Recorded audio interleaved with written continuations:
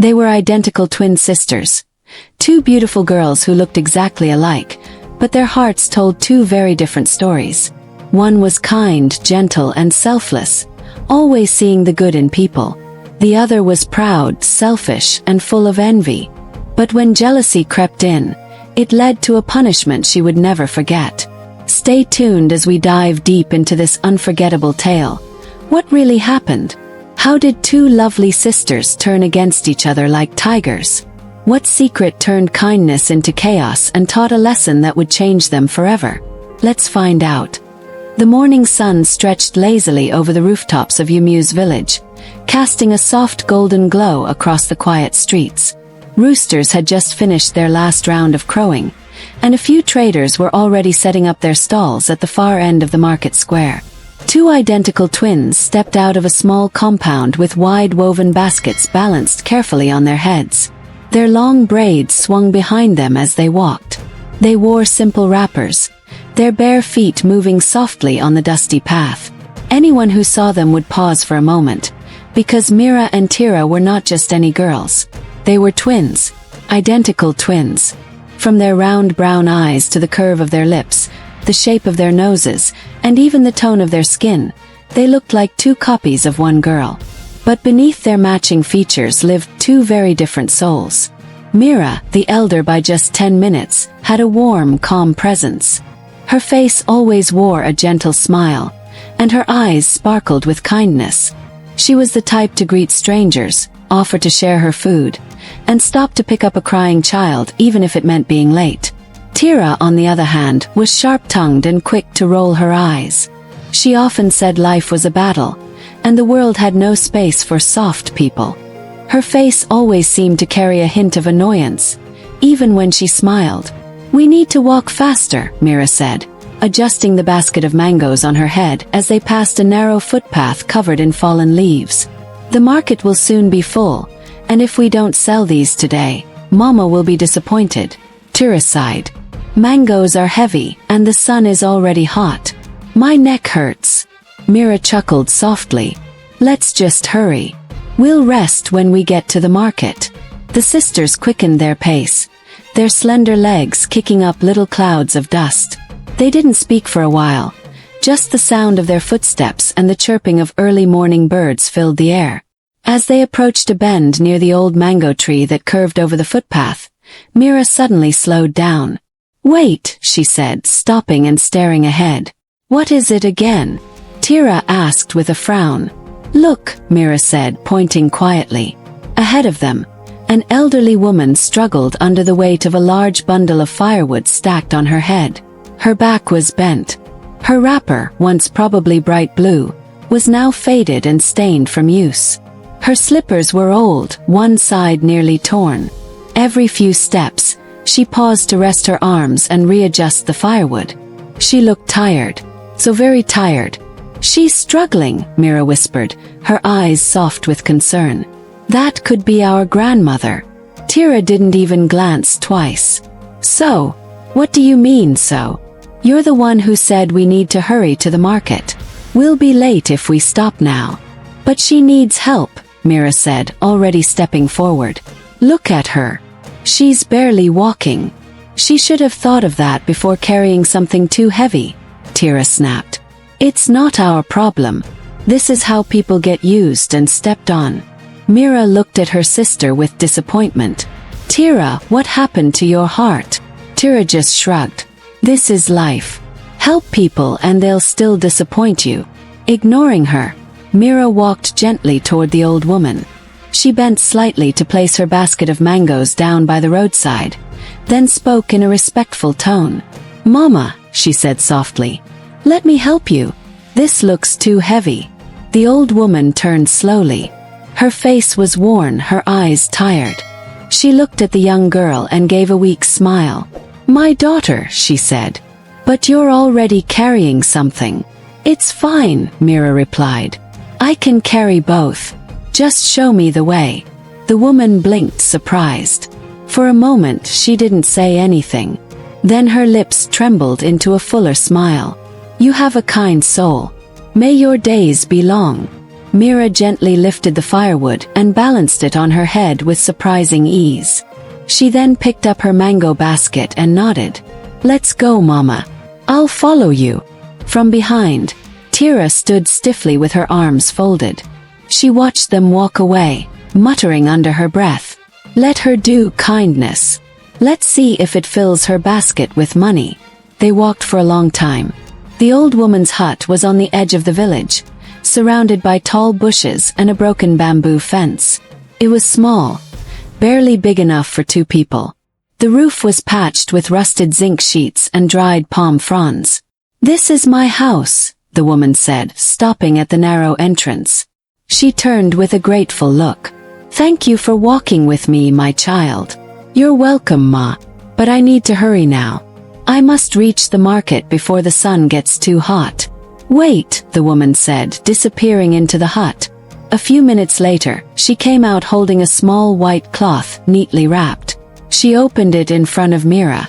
Inside it lay something strange. An egg. But not just any egg.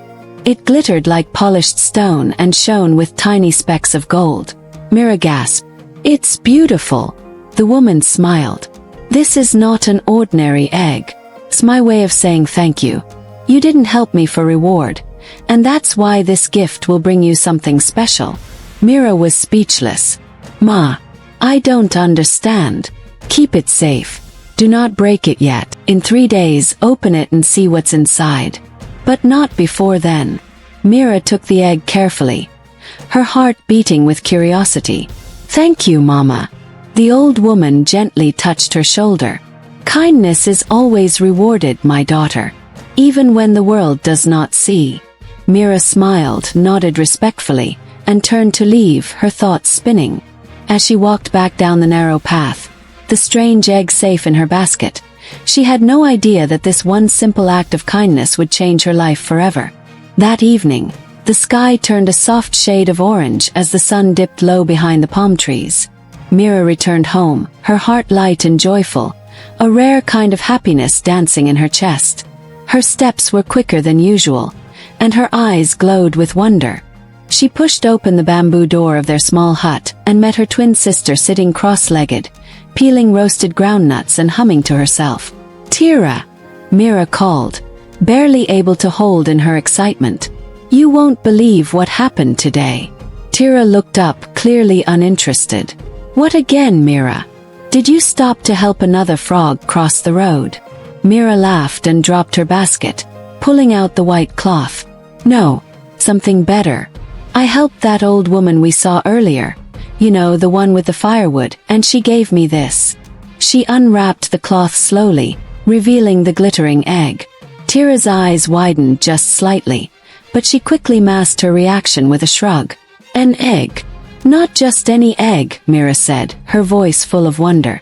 "Look at it closely. Sparkles.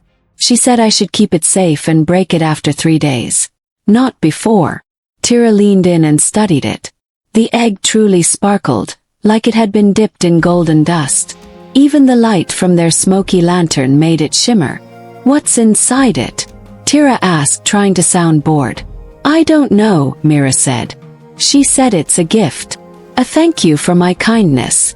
Tira leaned back. "Must be a trick. You know people use magic in strange ways." "I don't think so," Mira replied gently. She looked sincere. "She even called me a kind soul." Tira rolled her eyes again, but her mind had already begun spinning. That egg. It wasn't ordinary. And Mira, simple Mira, had gotten it just by helping someone. Was life really that easy? That night, when Mira finally fell asleep, hugging the cloth-wrapped egg against her chest like a newborn, Tira stayed awake. She crept softly across the room and bent over her sleeping sister. Slowly, she reached into the mat and pulled out the egg, holding it up to the moonlight. It sparkled again, brighter now, almost like it was alive. Tira stared at it for a long time. Her lips curled into a smile. "We're twins," she whispered. "If kindness brings rewards, maybe I can wear her kindness too." 3 days passed slowly. On the 3rd evening, the 2 sisters sat outside under the moonlit sky. The villagers' fires burned in the distance, and the sound of drums echoed faintly from the other side of the village. Mira placed the egg gently on a wooden tray and whispered a small prayer. "Whatever is inside," she said, "may it bring peace and good." Tira sat beside her, silent but eager. Mira picked up a small stone and cracked the egg open carefully. A soft golden mist floated out. Then something heavy dropped onto the tray. Necklace. Not just any necklace, but one made of diamonds, real sparkling diamonds. It shimmered in the moonlight like stars captured in a string.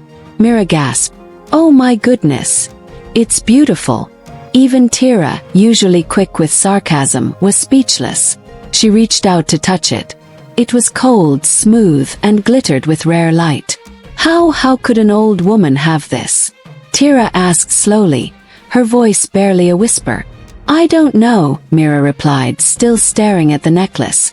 "But I think it's more than just a thank you." From that day, Mira returned to the old woman every morning after the market. She helped carry firewood, swept the dusty compound, fetched water from the stream, and even helped cook. She never complained, never expected anything. And each time, the old woman would smile warmly and place something small but precious in Mira's hand. A silver bracelet, a colorful wrapper with golden embroidery, or a sweet-smelling oil sealed in a clay jar. Back home, Tira watched quietly. Her envy grew day by day like a weed in a flower bed. She couldn't understand why someone as quiet and ordinary as Mira was receiving such treasures. They were twins. If Mira deserved it, didn't she too? Then one morning, while staring at the golden bracelet Mira had left on their small wooden stool, a dark idea slowly crept into her mind. The next morning, Tira woke earlier than usual. She swept the compound, cooked breakfast, and even greeted neighbors with a smile, something she never did. Mira was surprised. "You're in a good mood today." Tira smiled sweetly. "Why not? The sky is clear, the birds are singing, and oh, I saw Mama Ada this morning. You know the old woman." Mira looked up quickly. "Yes. How is she?" "She said she's traveling," Tira said casually, slicing a yam. "She was holding a big bag and said she'll return at the end of the week." Mira blinked, confused. "She didn't tell me anything." "That's strange." "Maybe she forgot," Tira said with a shrug. "Anyway, I thought you should know." That afternoon, while Mira went to the market, Tira stayed behind, waiting and watching from a bush near the old road. She waited for 2 whole days, crouched behind tall grasses, but there was no sign of the woman.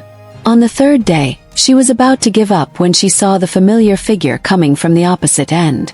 The old woman was moving slowly, the heavy firewood shaking slightly on her tired neck. Tira stood up quickly, fixed her scarf neatly, and ran forward.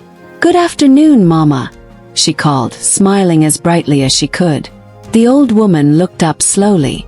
Her eyes narrowed slightly. "Good afternoon, my daughter," she said hesitantly.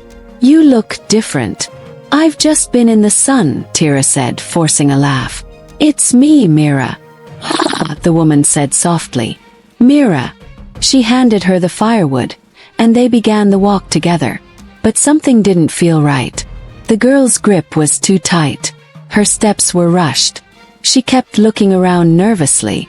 When they arrived at the hut, the woman asked gently, "Please, help me make a small fire." Tira forced a smile. "Of course." She stumbled through it, burning her finger once, then spilling water from the clay pot. But she completed the task. Then she waited and waited. But the old woman just sat quietly and said nothing. Tira cleared her throat. "I should be going now, Ma."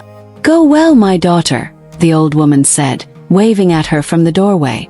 "No gift." Tira was stunned. She walked back down the bush path, fuming with anger. "Why no gift?" she hissed to herself. "I carried firewood, I made the fire. Why is mine different?" The next day, she returned and repeated everything. Still nothing. On the 3rd day, Tira's patience snapped. When the old woman went behind the hut to fetch some herbs, Tira stepped quietly inside. She scanned the small space. There were clay pots in the corner, baskets and old mats. Then her eyes locked on something. A dull brown pot by the fireplace. She crept to it and lifted the lid. Inside, 2 glowing eggs sat nestled in soft feathers. Her heart raced. She reached in, grabbed them both, and wrapped them in her scarf. As she slipped out, she called sweetly, "Bye-bye, Mama. See you tomorrow." She didn't wait for a reply. Her feet flew down the path, her heart thudding in her chest. Tira stormed into their tiny room like a woman who had won the lottery. Her heart raced with excitement, and her eyes gleamed with greed as she dropped her scarf on the floor. Inside were the 2 glowing eggs she had stolen from the old woman's hidden pot. She quickly locked the door, slid the wooden bolt across, and rushed to the window to pull the faded curtain shut. Then she laughed. Loudly, bitterly, the kind of laugh that dances with selfish pride. "I'm going to be rich," she whispered to herself, almost trembling as she placed one of the eggs carefully on a flat wooden stool. No more selling mangoes under the sun. No more carrying firewood. No more old women. She sat cross-legged, staring at the egg like it was a magic lamp. Then, holding her breath, she picked up a small pestle from the corner of the room and slowly cracked the first egg open. Crack. A moment of silence. Then a dark, thick mist burst out of the egg like smoke from a burning forest. Tira jumped back, eyes wide in confusion. And then it happened. Izzy. A loud buzzing sound filled the room as a swarm of large, black flies emerged from the egg. They weren't ordinary flies. These were monstrous, each the size of a coin, their wings vibrating rapidly, their eyes glowing red. They flew straight toward her. "What is this?" she screamed, trying to swat them away.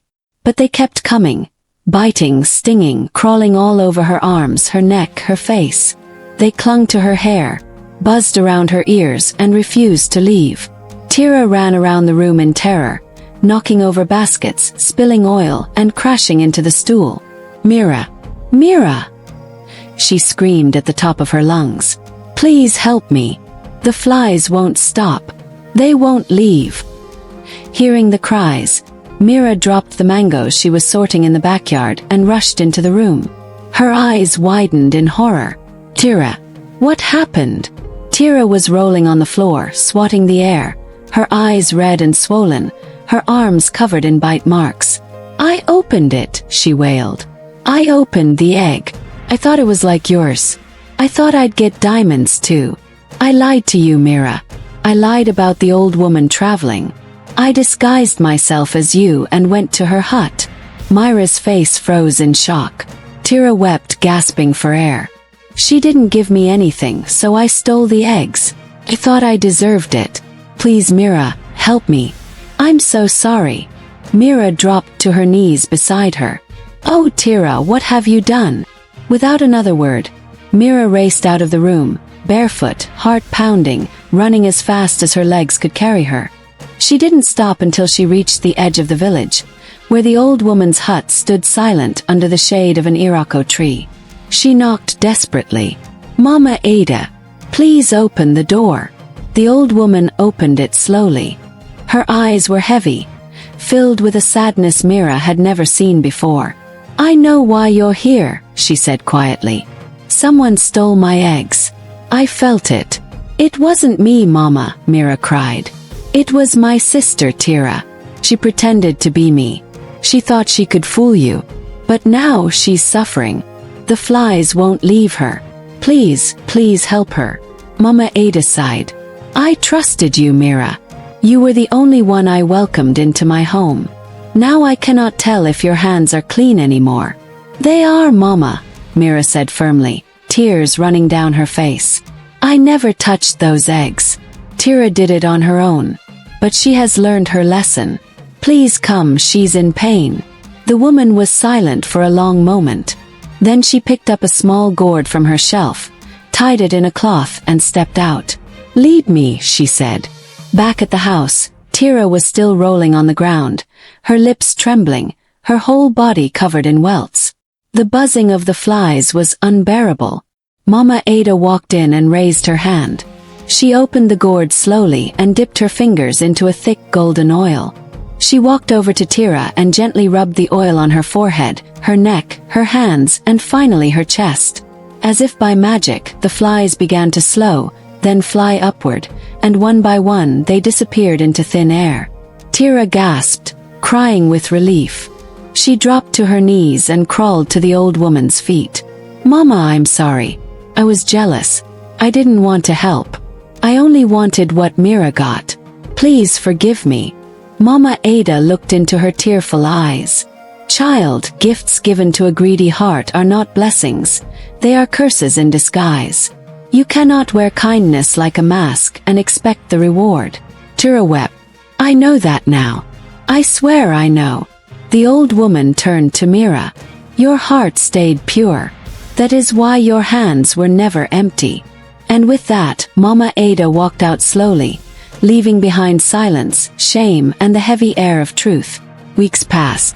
One sunny morning, the girls walked together to the market, each carrying a basket of ripe mangoes. On their way, they saw Mama Ada coming from the bush path, carrying a basket full of fresh herbs. Tira paused, looked at Mira, and said with a smile, "Let's help Mama." Together, they ran to her side. "Good morning, Mama," Tira said, reaching for the basket. "You shouldn't carry this alone," Mira added, gently holding the woman's arm. Mama Ada looked at them, one after the other, and for the first time she smiled at them both. "Now I see the beauty of true twins," she said warmly. "Two bodies, one heart." From that day on, both sisters became like daughters to Mama Ada. But Mira remained the closest to her heart. Her kindness had never wavered, and her rewards continued, not in gold or diamonds, but in wisdom, trust, and the peace of doing right. End. Moral lessons. True kindness means helping others without expecting anything in return. Greed and jealousy often lead to regret, pain, and missed blessings. What is truly yours will come at the right time, through patience, humility, and good intentions. I'd love to hear what this story taught you. What part touched your heart the most? Please share your thoughts in the comment section. I'll be reading every single one. A brand new and even more exciting story is coming soon, and you don't want to miss it. So please like, subscribe, and turn on your notifications to be the first to watch when it drops. Thank you so much for watching.